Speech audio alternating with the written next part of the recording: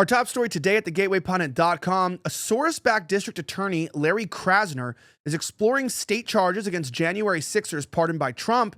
We're talking about this story and so much more here on the Gateway Pundits Week in Review.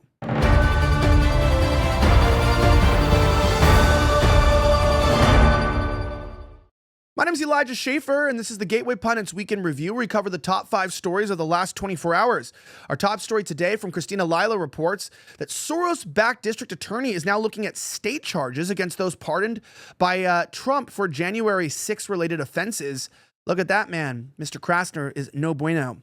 Soros-backed Philly District Attorney Larry Krasner is exploring state charges against January 6ers pardoned by President Trump. Now, Trump pardoned more than 1,500 January 6 defendants as one of his first acts under U.S. president on Monday. However, as expected, Democrat District Attorney is now trying to bring state charges to pardon January 6ers, which sets a weird precedent since these charges could also technically be pushed against those that were pardoned by Biden. We're talking about Mark Milley, we're talking about Anthony Fauci, talking about Liz Cheney, right? So if we're going to start putting state charges against those pardoned, then Democrats better watch out because the poison that you put in the apple might come back to bite you in the ASS. Now, Larry Krasner, it says here, is seeking state charges against pardoned January 6 defendants who live in Pennsylvania. Krasner will have an uphill legal battle because of double jeopardy laws. Per CNN, reporter Marshall Cohen, Philadelphia DA Larry Krasner, a progressive Democrat, is exploring state charges against pardoned U.S. Capitol rioters from Pennsylvania. This would face significant legal hurdles like double jeopardy. But he told me you can have a state prosecution for conduct that was not fully encompassed in the federal prosecution. Philadelphia DA Larry Krasner, a progressive Democrat, is exploring state charges against pardoned U.S. Capitol rioters from Pennsylvania. This would face significant legal hurdles like double jeopardy. But he told me you can have a state prosecution for conduct that was not basically fully pardoned. Recall that Trump's former campaign manager, Paul Manafort, was hit with state charges in anticipation of a Trump pardon in 2019. Then Manhattan DA C. Vance announced state charges against Manafort in March of 2019, just minutes after the former Trump campaign chairman was sentenced for the second time on federal charges. The communists in Southern District of New York hatched a plot to go around double jeopardy laws. This way, Manafort would still serve prison time if Trump were to issue a presidential pardon. Now, Manafort pleaded not guilty, and his lawyers asked for the case to be thrown out because of double jeopardy laws. And a judge dismissed the mortgage fraud case in SDNY because it overlapped with federal charges. Now, speaking of this matter, let's talk about the reality, okay? So one of the main things we got to talk about is whether or not these state DAs have any legal precedent to be charging Trump supporters. Yes, they do, possibly. Does that mean that the charges will be held up in court? No.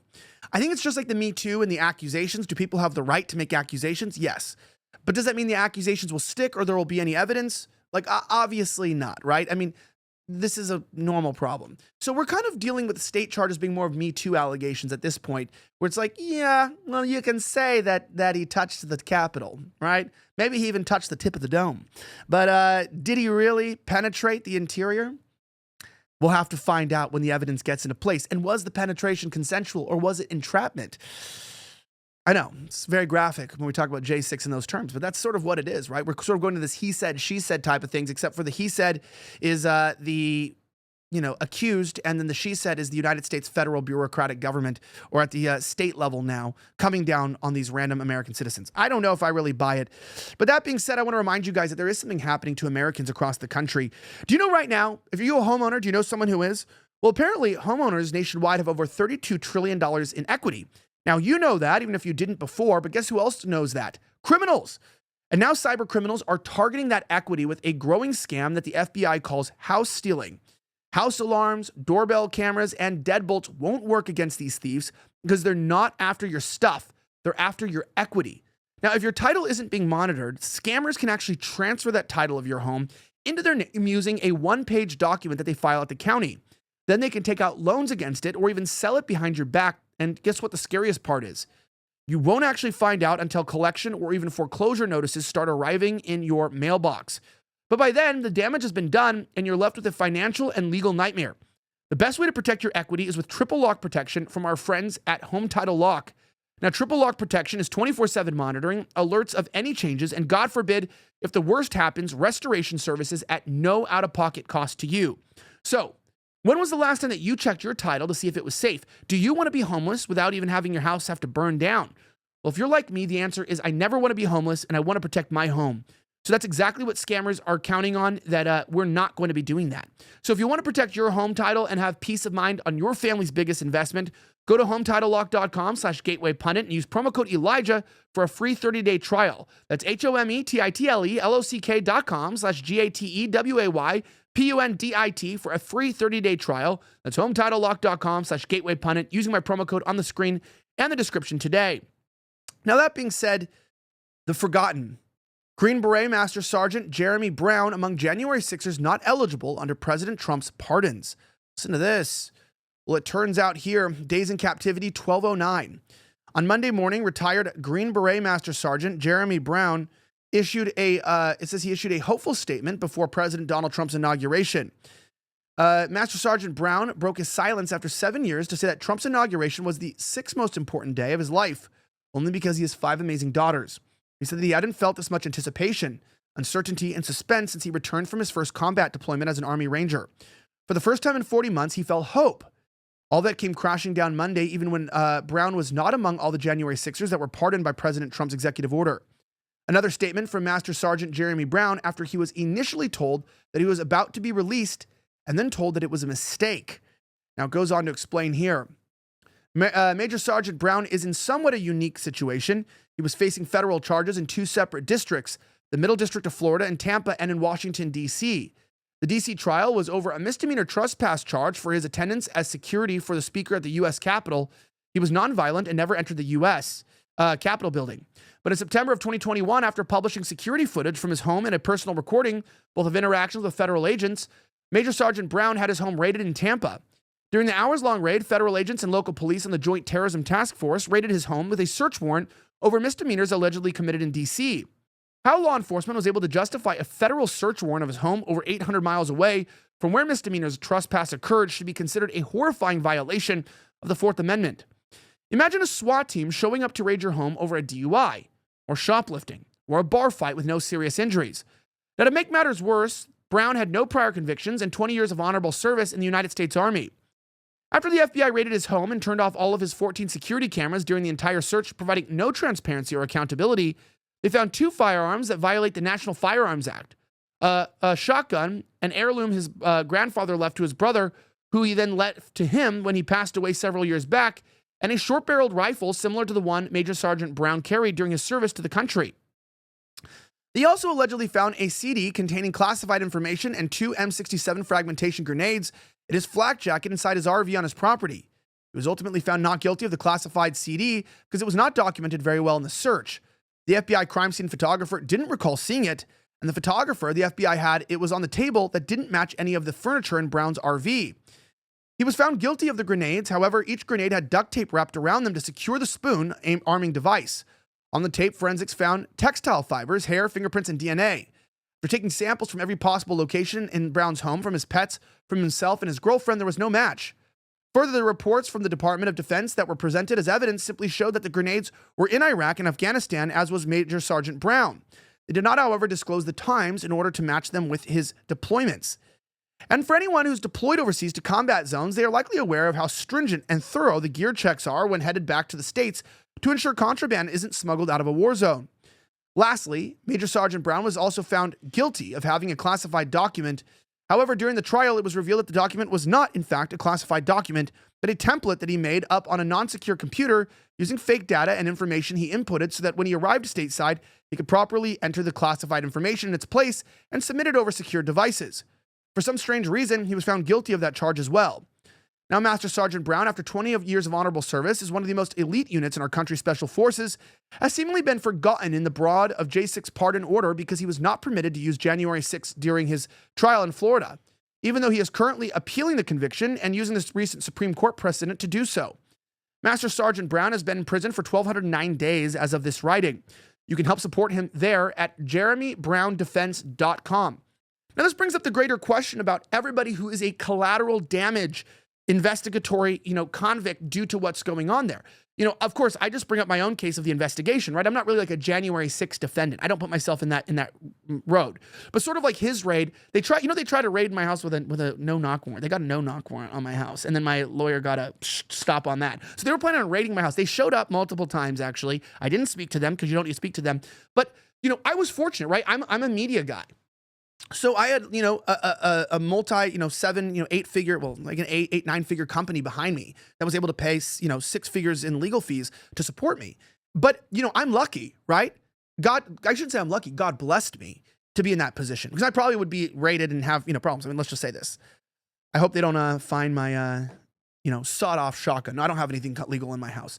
But a lot of people do have, contraband in their homes. And it's kind of unfair that you're relating those to the J6 charge. And we know that this guy probably wouldn't be in prison for years for this if he wasn't that they were politically targeting him. That's the key thing. They're politically targeting him, particularly for his role in January 6th. And then they're using that to then press upon him additional charges. And this is important. I mean, maybe, hey, Mike, can you write down this guy, Jeremy Brown defense? Because we should get a hold of this. We should for the show, we should interview him from his jail cell. We should keep up on this. Yeah, for Gateway. Sorry, that's my producer in there. We should make sure we're keeping up on this guy because I'm just finding out about this today, and I'm sure you might be too. This is new. And so now that we got the pardons, let's go for the next step, right? It's now let's find who's the collateral damage and let's get them out. Trump is listening to us, and we got to put pressure. So make sure that you keep that up, and that's just really important that we do. Somebody who was there, obviously this is just. Yeah, it's incredible. Now, that being said, before we dive into the rest of the stories, I want to let you know that we've teamed up with Gundry MD to uncover a pantry staple that's more than just a cooking ingredient. It's actually olive oil, and it's one of the healthiest foods on earth. Now, Dr. Stephen Gundry, a leading cardiothoracic surgeon and nutrition guru, advocates for olive oil, not just for your kitchen, but for your beauty and health regimen too. He suggests using high-quality olive oil daily, whether you're taking a shot or keeping it in your medicine cabinet. But here's the twist. Not all olive oils are equal. Did you know that? Well, with so many brands out there, how do you know which one truly benefits your health? Dr. Gundry has researched this extensively, and his findings have gone viral. He's here to guide you through the maze of olive oil choices. Watch his eye-opening video today at getolive1.com/pundit or find the link in our description. That's getolive1.com/pundit. GETOLIVETHE, and then the one.com/PUNDIT. See how the right olive oil can transform your health and beauty routine. Don't miss out on this life-changing information. Get it today at getolive1.com/pundit today. You're not going to want to miss it, guys. This stuff will change your life. You should click the link in the description today. Now, on further news, watch as President Trump shuts down a leftist reporter with a masterful response when he hears a nasty gotcha question regarding the J6 pardons. I have the full video clip for you here, and we'll play it for you in just a moment. But I want to remind you that people are back to trying to catch Trump, and Trump is way ahead of the curve. Originally published by Town Hall. Shout out to them for their amazing journalism. Watch. You would agree that it's never acceptable to assault a police officer, sure. Right? So then if I can, among those you pardoned DJ Rodriguez, he drove a stun gun into the neck of a DC police officer who was abducted by the mob that day. He later confessed on video to the FBI and pleaded guilty for his crimes. Why does he deserve a pardon? Well, I don't know. Was it a pardon? Because we're looking at commutes and we're looking at pardons. Okay, well, we'll take a look at everything. But I can say this. Murderers today are not even charged. You have murderers that aren't charged all over. You take a look at what's gone on in Philadelphia. Take a look at what's gone on in L.A., where people murder people and they don't get charged. These people have already served years in prison, and they've served them viciously. It's a disgusting prison. It's been horrible. It's inhumane. It's been a terrible, terrible thing. I also say this. You go to Portland, where they wrapped police officers, shot police officers. Nothing happened to anybody. You go to Seattle, where they took over a big chunk of the city and people died. Portland, a lot of people died. Wait a minute. And you go also, take a look at Minneapolis, because I was there and I watched it. And if I didn't bring in the National Guard, that city wouldn't even exist today. People were killed and nobody went to jail. So these people have already served a long period of time, and I made a decision to give a pardon. Joe Biden gave a pardon yesterday to a lot of criminals. These are criminals that he gave a pardon to, and you should be asking that question. Why did he give a pardon to all of these people that committed crimes? Why did he give a pardon to the J6 unselect committee when they burned and destroyed all documents which showed that they did what was wrong, not me. Wait a minute. Why did they give a pardon to all of his relatives? His brother, who made millions of dollars, to all these different people, he gave pardons. That's the question you should be answering. All right, go ahead. Look, this is what I'm saying too. I am completely against, acts of violence against police officers, right? So I'm not pro that. But there's something called entrapment. And also, are we going to act like the federal government somehow is not pardoning people who are like actually disgusting reprobate criminals? Like Biden just pardoned so many disgusting criminals, and then you're going to sit here and tell me, oh, hey, Trump can't pardon some people who committed some crimes. Look, I think attacking an officer is terrible. And I do think, like, if an officer got genuinely hurt, that the government maybe should look into this restitution and giving the officers restitution too. This is what I don't think people don't understand. It's like, I'm actually looking at the both sides. Like, if somebody got hurt on January 6th, an officer, the government should pay them up millions of dollars, the officers, because they entrapped the officers too, right? So this is not like I'm just like playing political sides, because a lot of those officers were Trump supporters. So, you obviously had the Michael Birds and the people who were like anti-Trump, idiots. But, we're talking about the fact that, yeah, people who got, like, if you got hurt while being violent, I don't think you should get a payout, for your injuries. I think you're a little bit of an idiot, but you definitely shouldn't be in jail. You should be happy that you're pardoned, or at least commuted, right? So if you committed an act of violence, you should be commuted. It's like, all right, time served, 3 years. Look, we're not going to be promoting violence, but goodbye. And also, if it was like, one of those like interfering, like you grabbed somebody's arm, or like, you pushed an officer and they fell down, as long as they didn't crack their head open or something like that, then let's think about the circumstances here. I'm a married man. I have a wife. I know how to negotiate. Come on. Look at my circumstances. I can explain myself. No, but it's true. It's true. Anyway, if you enjoyed this video, we have a couple other stories that we're not going to touch on today, but I want you to be able to read them. Reminding you guys that Senator John Thune shuts down a reporter asking about Trump's January 6 pardons with a simple reminder. Check out that story. Plus, also remember that Trump pardoned Silk Road founder Ross Ulbricht, honoring pledge to libertarians. He's freed from life sentence without parole. Is not commuted. He was pardoned. So this guy is going to be back, so we can buy our ecstasy off of the internet once again very, very soon. Anyway, I'm Elijah Schaffer. Thank you so much again for watching. Have a great rest of the week. Don't forget to join our mug club here. I keep my cup in here because I don't have a sink in the studio, but it's nice and embossed. When you join our mug club, you get this mug. Plus, you can support independent media and journalism. You've seen the legal battles we've been through. People have tried to shut us down, but thank God we're still here because you guys support us. And we're so grateful to you guys as our readers and our watchers. And may God bless the United States of America. I'm signing out.